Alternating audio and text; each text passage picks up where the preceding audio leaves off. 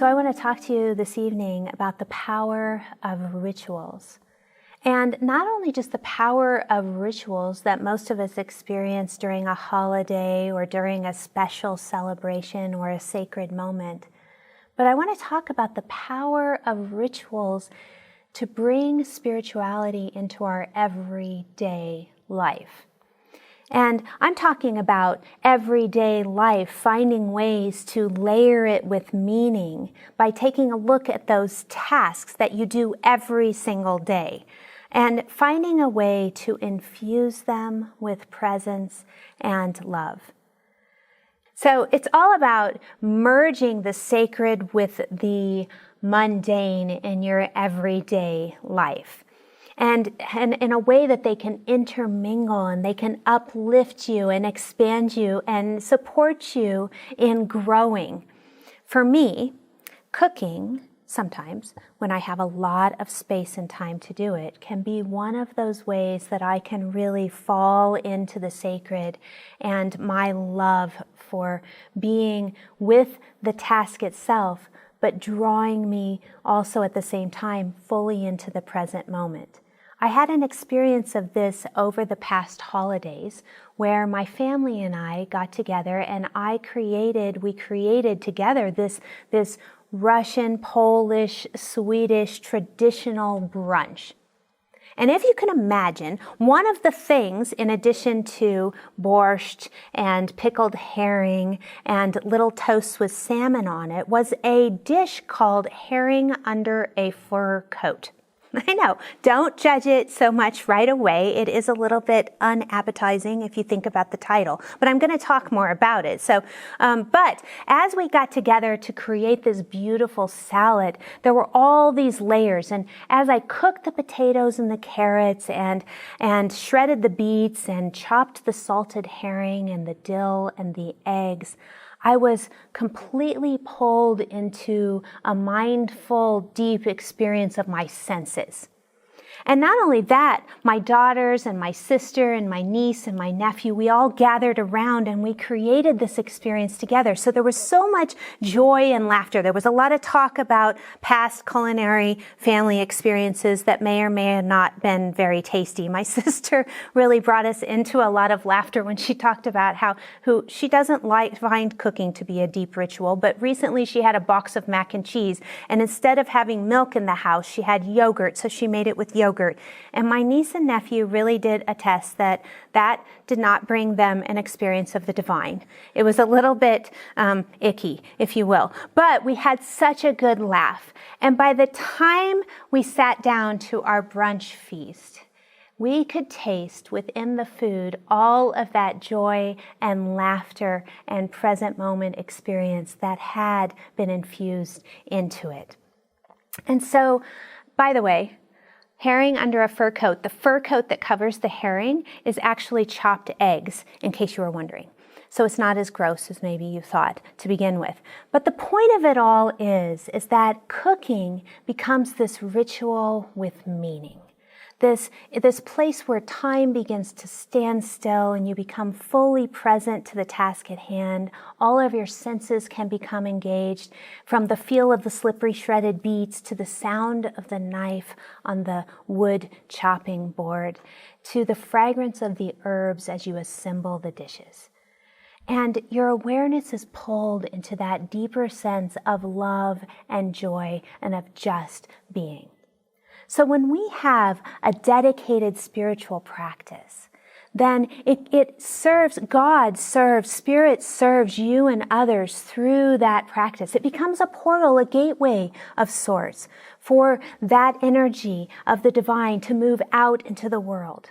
And this can be any task throughout your daily life. Ritual provides that portal for the divine to enter and to awaken the divine within us.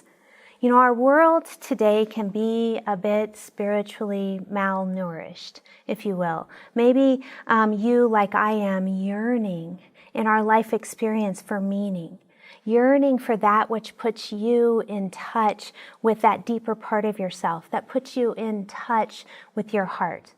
So rituals, I think, are the perfect setup for experiencing liminal space, for experiencing the power of thresholds. In ancient Irish and Celtic spirituality, thresholds were seen as potent places, that spaces where we move from one time to the other, from one space to the other, from those thin places between the earthly world and the spiritual world. And they were also a spiritual awareness cultivated through spiritual practice, this ability to enter into that liminal space, from the Latin meaning limen, the Latin limen, which actually means threshold. So this liminal space is about holding the tension.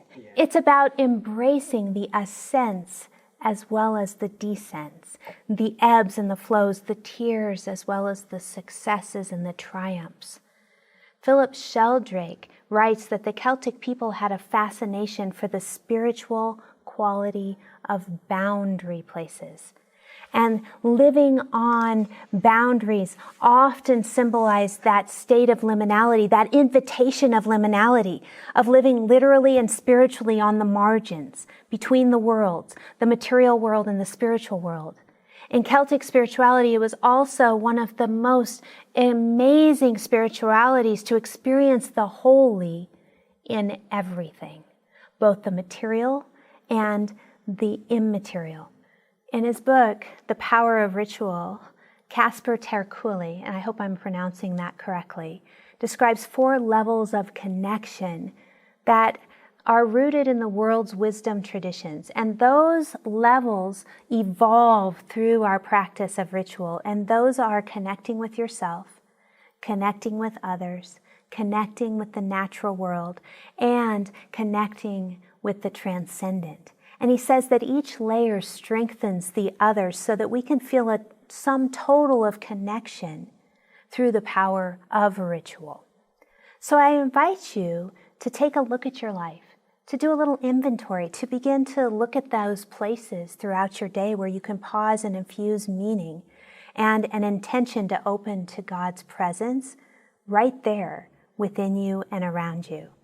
And the places to look are those things you do every day, from brushing your teeth to getting out of bed to making a cup of tea. And making a cup of tea, for example, as you're pouring that water, you begin to sense that that water is the elixir of life, that that water contains the presence of the divine. And as you begin to breathe the steam from the cup, you breathe in the essence of spirit. And as you take that drink, you feel that tea being infused within your body. And as you do so, you feel the loving thoughts. You feel a sense of self-acceptance. You feel a sense of that expanded power of the present moment, that timelessness, that contentment that comes from just being right there with your cup of tea. So pay attention to any novel happenings in your life, and maybe use those to put a reverence marker in them, to stick a pin in it with devotion. And so my mentor and ministerial colleague, Reverend Carol Huntley, and she is the ritual goddess herself. She's written several books, including this one called Real Life Rituals. And she told me recently about a story of her grandbaby who went to daycare, who went to nursery school for the first time at 18 months. And she said the day went perfectly, and the teachers, communicated with her son and his wife throughout the day, letting them know there wasn't a shed of tears. It just went together perfect, that threshold. But when she was talking to her son was talking about how difficult it was. That was the first moment in parenthood as their first child went off to nursery school, that first moment of letting go, that poignant gateway, a gateway that, as we as parents know, continues, or maybe as you've been a child, know continues again and again and again from here on out. And so Reverend Carol suggested to her son, she said, why don't you and your wife go home tonight and stick a pin of devotion in that poignant moment of that first letting go moment of parenthood? Really bring honor and celebration, a sense of the divine and celebration into that daily occurrence that's going to keep occurring, but to really put a marker in it, to feel that reverence. And that's how the invitations of life, that's how they bring us, life brings us those invitations over and over again. So what may easily be overlooked as just another daily event is a cause for sticking a pin of reverence, to bring its meaning fully into your heart, to cultivate that sense and infusion of divine love, of divine awareness, of divine being that's always present in and around you. So I invite you to open your eyes, to maybe see with new eyes the world around you, to see it differently, to use that lens of awe and wonderment, to begin to see that everything can have a sense of the holy, if you look deep enough, if you look into it long enough, to allow that sense to reveal itself. So I close with these words from the Peter Mayer song. I hope that you will hear Dr. Barry singing it in your mind as I do when I read these lyrics. The final verse says this: "This morning outside I stood and I saw a little red-winged bird, shining like a burning bush and singing like a scripture verse. It made me want to bow my head. I remember when church let out, how things have changed since then. Everything is holy now. It used to be a world half there, heaven's second-rate hand-me-down.